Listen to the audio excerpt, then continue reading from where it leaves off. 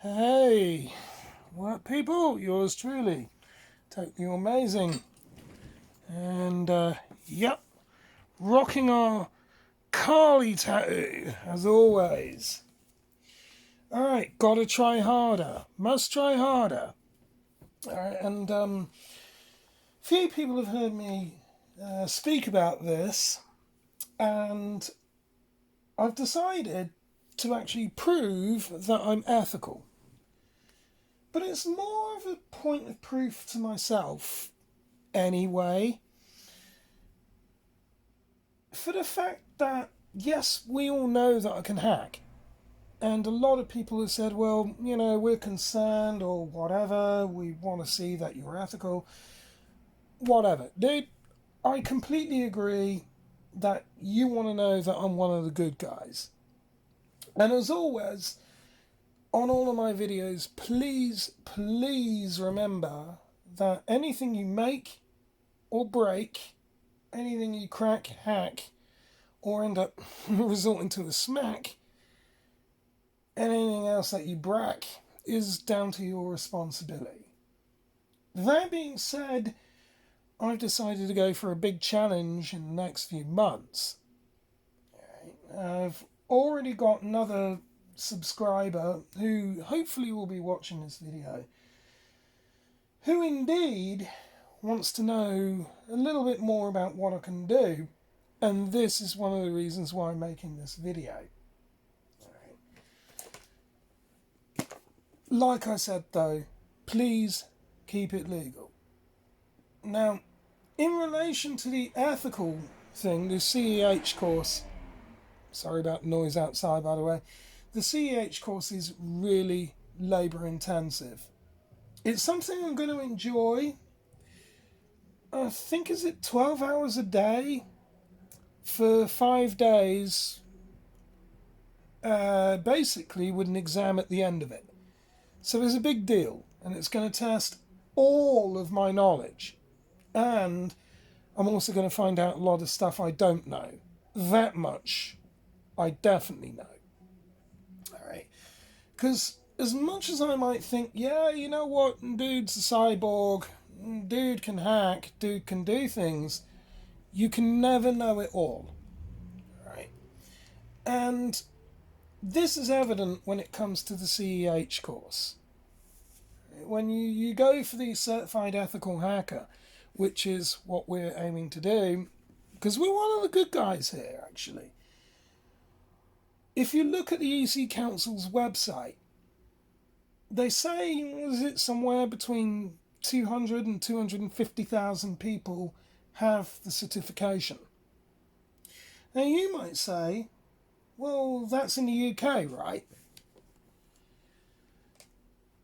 Look, if the UK has a population of 70 million, assuming it's 70 million, then 220,000 isn't really a lot. Bottoms up. The 220,000, I do believe, is worldwide. Well, then that takes the number to somewhere in the region of about 7.5 billion. So I've got to try harder.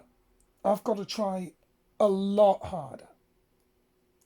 I think I'll do well on it, but we'll cover that more at a later one.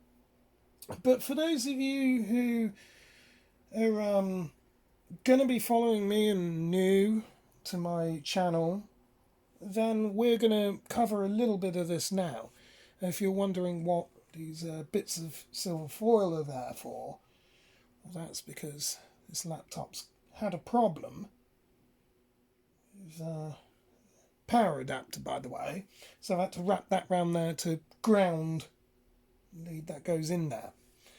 By no means a permanent feature, but anyway, so we've got to try harder, and we are in search of incredible.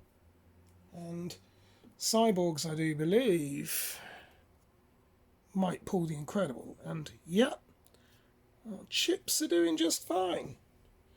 That one seems to have buried itself a bit deeper, but okay. Waffle.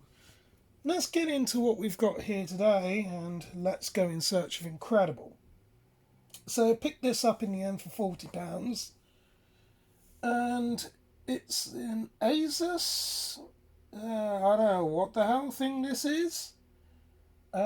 Some laptop with a 1.1 gigahertz processor, which is pretty shocking.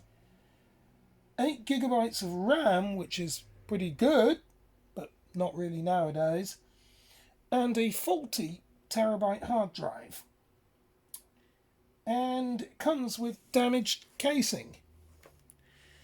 We open this thing up. There's a nice little chunk that's been sort of taken out of that, but that's no problem because we know that we can, we can change that fairly easily enough. I've just practically almost removed it. So we've already got a new casing on order. The hard drive issue, that's something else altogether, but we're going to look at that. It's all about trying harder here, so we must try harder. So, let's see if we can go in search of incredible. Can we get this thing to boot? And this is relevant. Why I'm putting out this video, because it fulfills one of the criteria that I will be asked on in relation to the CEH. Can you indeed get a machine, either without a hard drive or a defective one, to still boot? And I think we can. Let's see about the problem we have first of all. Let's fire him up. Again, in search of incredible. Well, we're definitely going to find that out. And the screen there, is that? I don't think that's... No, it's not pressure mark, okay? I was just wondering, well, there might be one. But we can get rid of pressure marks easy enough anyway. Right, so we're stuck on that old screen then, are we? That old chestnut. And the hard drive is indeed under there, which is where the crack is in the top corner of the screen. Well, it's actually on the screen casing, so straight away I'm thinking this machine was dropped. Basically what's happened is, if you might even be able to see it, it's a nice chunk that's been taken out. It's right there. And the hard drive is right under here, and this is a 1 terabyte mechanical drive. So I'm thinking, this is just a thought, but we're going to try harder. I think the problem is this machine was impact damaged and it's upset that mechanical drive. I'll go into hard drive dismantling at a later. But it's clear to me that that is not going to do anything. So now we're going to have to break out with the real tools. We need to see if we can get this thing to at least do something. So we'll go ahead and power it off. That's a hard off. Now with a lot of laptops, when you hard off like that, right, and you're completely powered down, there's going to be a key sequence or something you have to do to get to what's known as BIOS. BIOS is basic input-output system. It's technically an operating system in its own right, in the sense it's stored on a separate semiconductor that manages the rest of the functions on the internal circuitry of the machine. So when you ever hear me relate to CMOS or complementary metal oxide semiconductor, that's actually the hardware.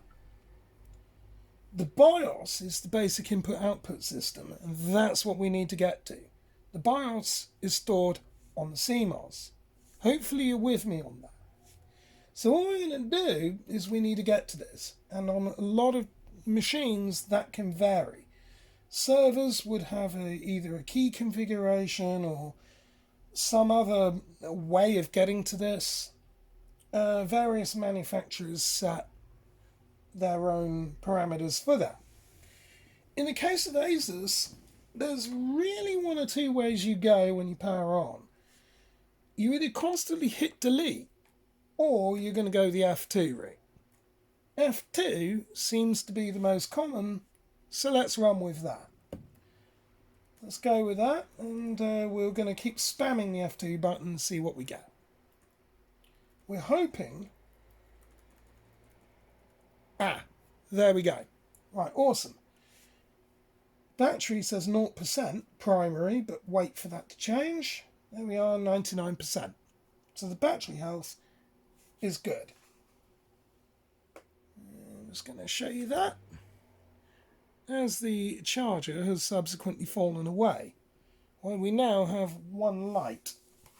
And the problem is, let's also knock that foil off of there as well. That's unfortunate. Well, okay, the foil's still in there. Got to be careful when you do this. Aha! There we are. Now we've got our two lights back, and our charger's back in. Right, awesome. So you're happy with that? Great. Okay, so what do we do about getting this thing to boot? Because we've tried to start this in relation to regular hard drive. Well, we've now got a solution. Enter the Ethical Hackers Toolkit. Do we want a USB rubber ducky? No, we don't need a USB rubber ducky. We've already got access level here anyway. Here it says level administrator, so we don't need to do anything with passwords. Already got our user privileges there. When I purchased the machine, I at least saw that, which is fortunate. So, oh, that's the wrong tool. Where have I put that? I so should have scripted that. Here we are. Enter my magic tool. So, let's go ahead and put this in, restart the machine and see if that will work, which I know for a fact it won't, and I will show you why it won't. So we've put our USB in here, as you see. Let's go ahead and plug it back in again. There it is. Our USB is, or at least our USB drive is installed. So let's just then go ahead and what are we in at F10? That's the usual command to get out of that, to save config and reset. It still won't work, and there's another reason why, which is what we're going to explain. That part is perfectly normal. The next couple of parts won't be. First part to this is, yes, okay, I'm going to smoke again. So I'm going to light this, and I'll actually, while we wait for that, I'm going to light it using a gas-powered soldering iron. Look at that, watch this. This is how cyborgs do it.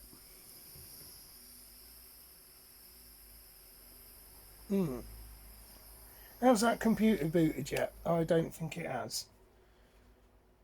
Beautiful light of that though, isn't it? Shame it's soldering iron. Whatever. Alright, still ain't booted. But we'll now watch this. So we can turn this off. Because this comes down to boot sequence. So we restart and go and hit F2 again. Keep spamming that F2 button and get back in that BIOS. Come on. Come on. Get in there. Come on. Come on, come on. Come on, come on. You're in search of incredible, but you're not going to do anything incredible. That's incredible. Wow. Why are you now not working? Aha. Maybe it's because I've got that. Yeah, I think it's that. Maybe. Let's try again. Half power off. It shouldn't be doing that. This, by the way, is unscripted. So let's go and F2 it. Try and force it in. And then let's go and stick our USB in there. So now we've got our thumb drive. Now what we're going to do is we're going to change a couple of things. We're going to go and hit F7 in this case and go into something called security. Right. And we're going to go ahead and run right down to the bottom where it says secure boot. Hit enter. Secure boot control. Well, that says enabled. It shouldn't. This could be one of the reasons why it won't boot. Well, all I can tell you is we're going to hit that and go and say disabled. Then we already know we don't need to do anything else, so we can F10 this, save config and get the hell out of there. Let's see what this now does. That hard drive is making some horrible noises, but we're going to try and figure out if we can still do something with that. Let's wait to see what happens here. Ah, we forgot to change our boot sequence, didn't we? Of course. Of course. Ah, that's what we forgot to do. Control-Alt-Delete might allow us to do this. Nope, so we've got a hard off again. I should have scripted this a lot better. Alright, let's F2 again and go and change our boot sequence. Hopefully this time it'll let us in. If it doesn't, then this is going to be embarrassing. Very. Yeah, okay. This might be embarrassing. Why are you doing this to me now? Must try harder, must persevere. It's definitely not liking that, is it?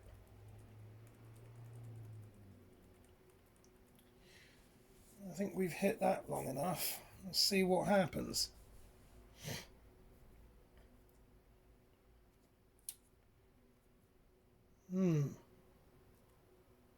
Incredible indeed.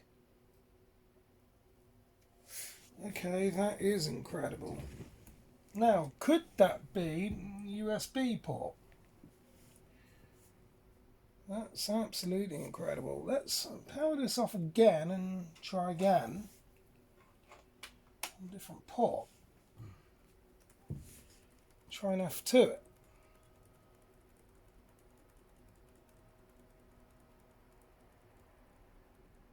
Ah, so it might well have been the USB port. So that's something else then we might need to look at.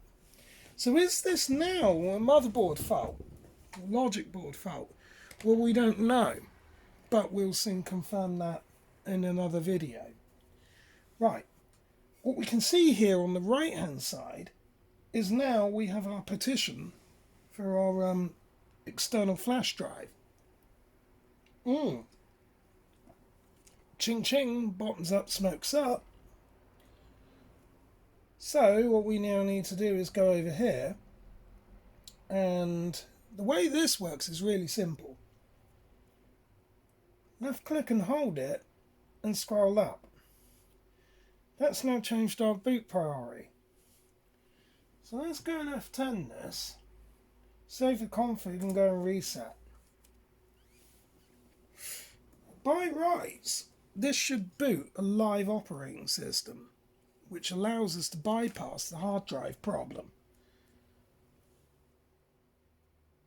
And it has. Now, there are a lot of things we can do. We can go for advanced options. We can go installer with speech, start installer, live system encrypted persistence, which we don't really need to be doing. we can go forensic mode, which may allow us to diagnose that hard drive, but probably more for networks than anything. Live system, so that's a fail-safe, so that would be the equivalent of a Windows fail-safe mode, or we're going to go for live. What this means is, with live, you're basically running everything off the USB and going via RAM. So let's go with live.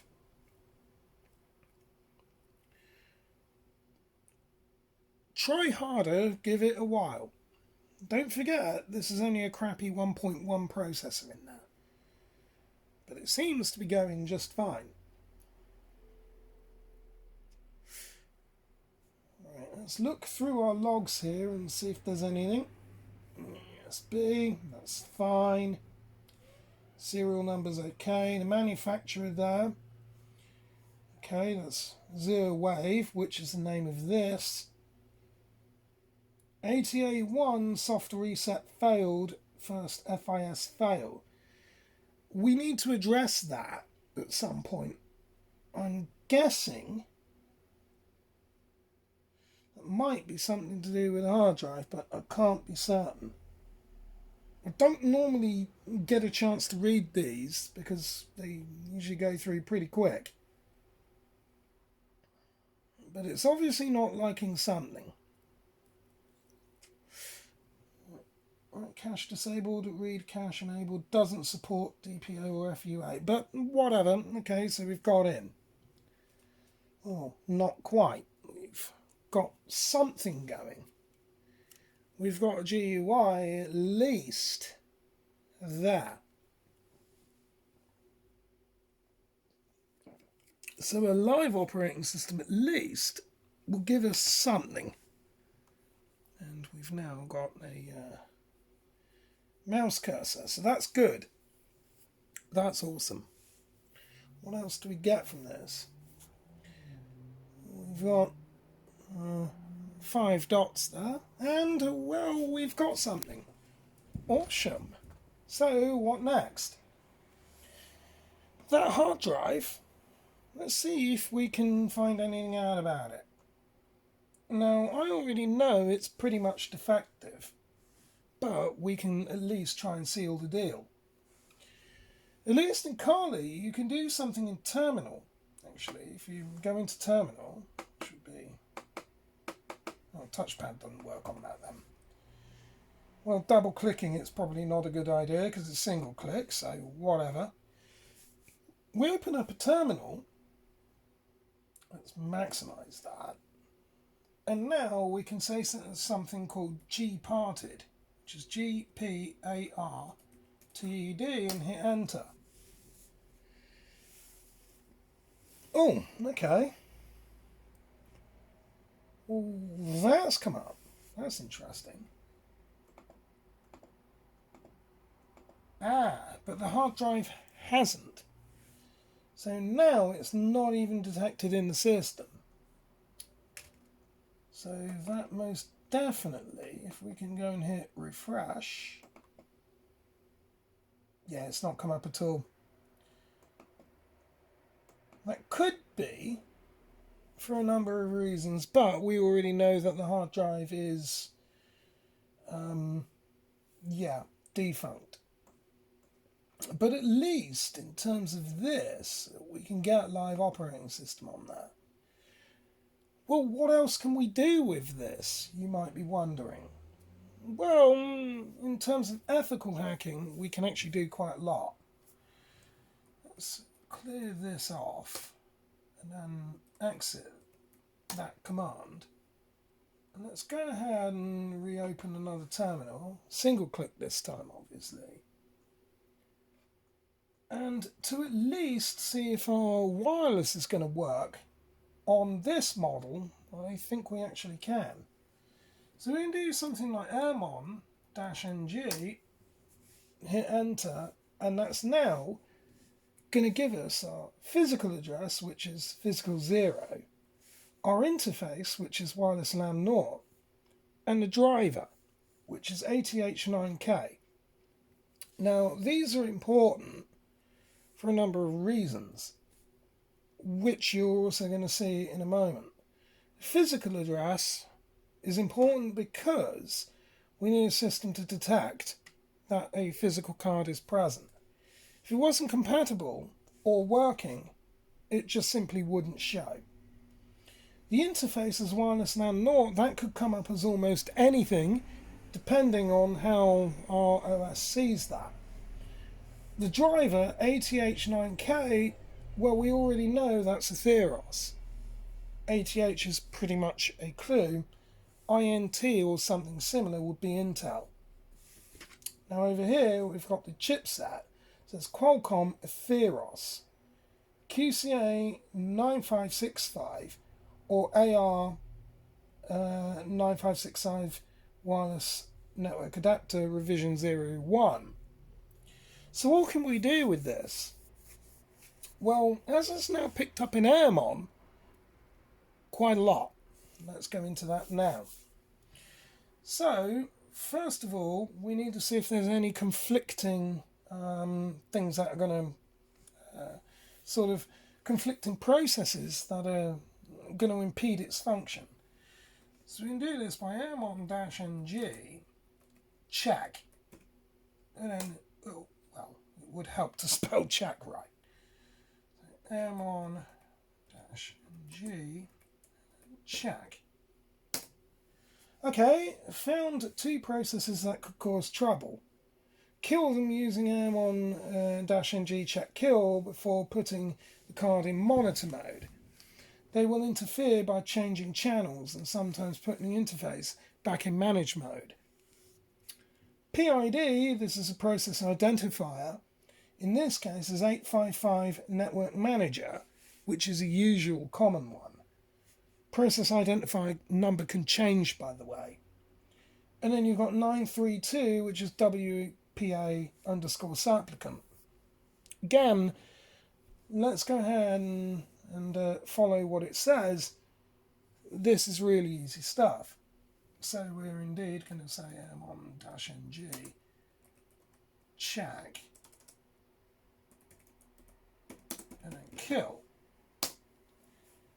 And that should, killing these processes. Alright, 932 WPA supplicant's gone. Not quite sure what's going on with Network Manager. Maybe it didn't kill it, but we'll just say clear. Say airmon-ng get off, check, kill. It should come back as nothing if it's done it. And it has. Awesome. Right, we can now go ahead and clear this again.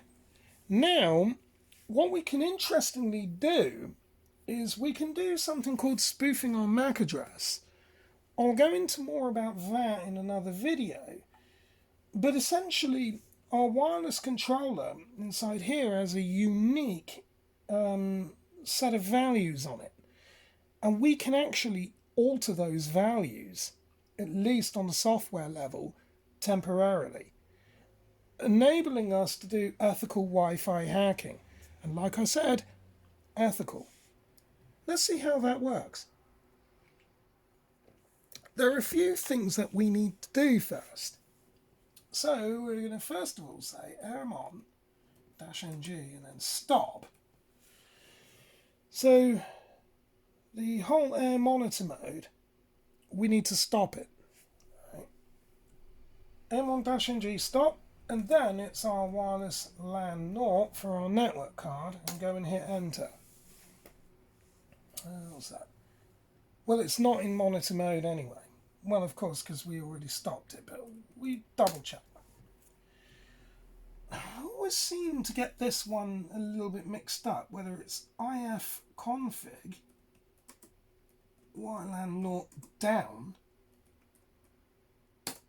Oh, no, we got it right. So it's ifconfig space WLAN NOR down.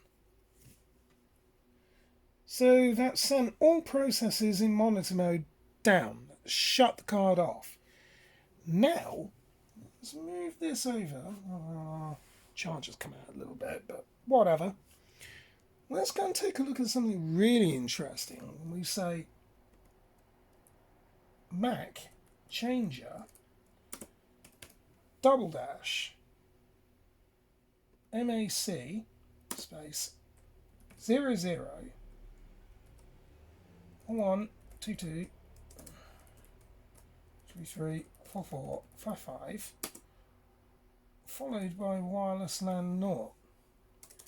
Well, spelling it correctly would indeed help. Haha!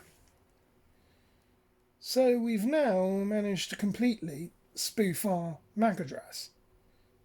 The current MAC was that, the permanent MAC is that, and now our new software MAC is that. I don't really have any problem in showing this because the network card inside this machine won't ever be being used when I either sell the machine or whatever. This is for demo purposes only. Right, moving on. Now that we've spoofed our MAC address, and now that we're pretty sure that Airmon's going to work, well, what can we do from here? Let's clear this.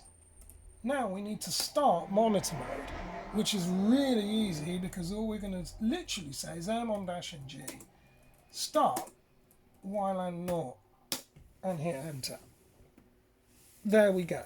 So now we've even got a stock machine, believe it or not, that was completely broken about 3 hours ago to not only boot Kali Linux without the hard drive, but we've managed to get the thing in monitor mode. Potentially. It's not sealed deal yet. It says it's enabled, but now we need to do something else. And you'll notice here that something's changed. Because it says now Mac 802.11 monitor mode VIF enabled for PHY0 WLAN 0 on PHY0 WLAN 0 MON. That's a good sign. Previously, physical 0 is what we said here. WLAN 0 is the interface. We already covered the whole driver thing and the chipset. But now it has a MON, MON, on the end of it. And below this it's in station mode. So we can actually set this thing up potentially as a router as well. Potentially. But whatever, we're going to focus on what we can do with this. At least in monitor mode. So, what we have already here is the clue that this chipset natively in that machine will work. We'll seal the deal by saying AIRO DUMP-NG space WLAN 0 MON. Go hit enter, off we go. We're off to the races because now we can start to see what we have. Yeah, pretty much on Wi-Fi networks. We've got this in monitor mode, so now we could theoretically open up Wireshark and do packet capturing, but we're not going to go much further than that.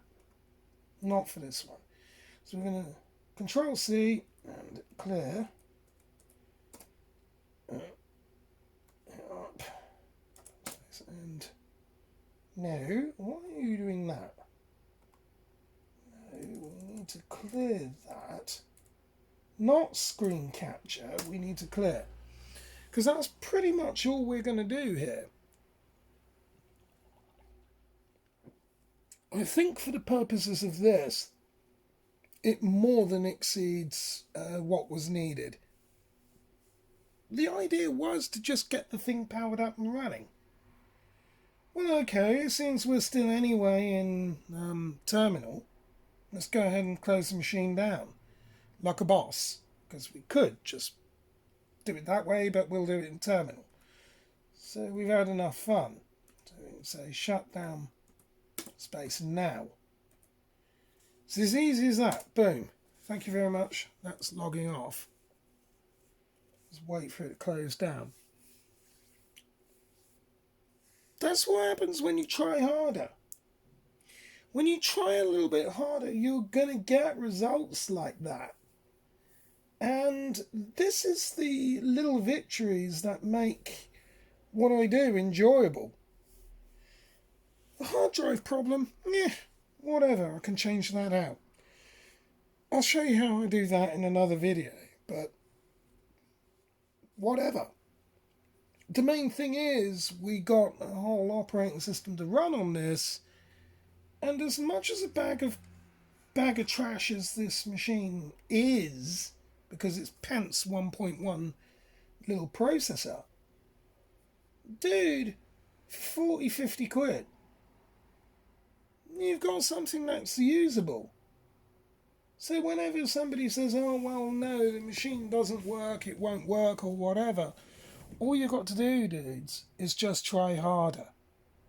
It's like what I've got coming up in the next few months. I've got to try harder. Alright? This took a few hours to mess around with, to learn about this. To learn the various configurations with the actual machine, not the whole Kali Linux. I don't know why that's not shutting down properly, but whatever. It's mostly just to learn about the actual machine and go figure the overall fault. When you try harder, you will get results. It's like this, right? I shouldn't have the latest version of Kali running on this. Right? This is garbage old. It's an old, what is it, Centrino? But when you try harder, as long as you don't sling beer over it, when you try harder, we can do these things. I bet it's not going to boot now. Oh, probably not. It might die before it boots because the battery's knackered. But it might. Oh, there we are. See, when we try harder, and this is the latest version of Kali on this, from a machine that back in the day was running Windows Vista. So this thing's like 15 years old. But when you try harder, you get that. Finally, that's turned itself off. I need that back on anyway, actually, to be fair. I've got other things I want to do with that. Ahead of my exam preparations. Because I've really got to cram for it.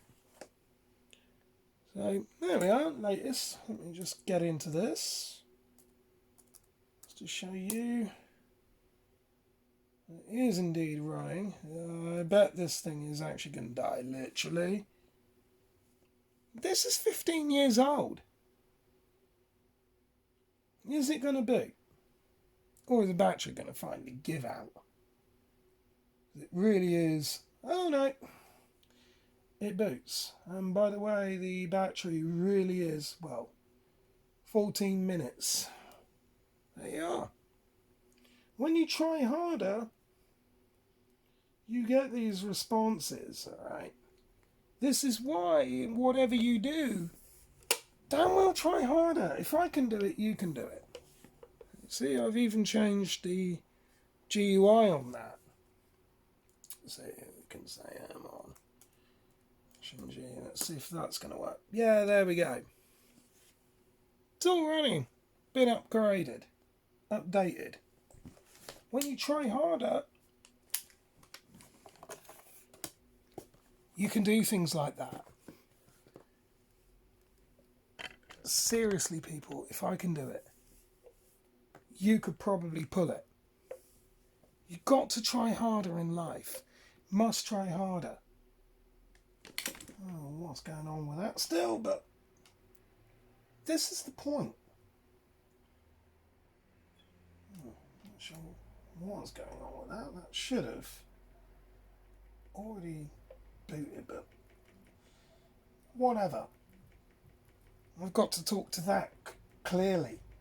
But like I said, you just have to try harder. There's not anything in life. If a cyborg can do it, dude, you can probably pull it.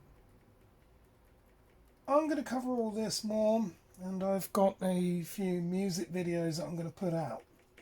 And, yeah, whatever. I'm going to go and have a row with that in a minute. But like I said, you can all get there. Just try harder in everything you do, and you'll get results.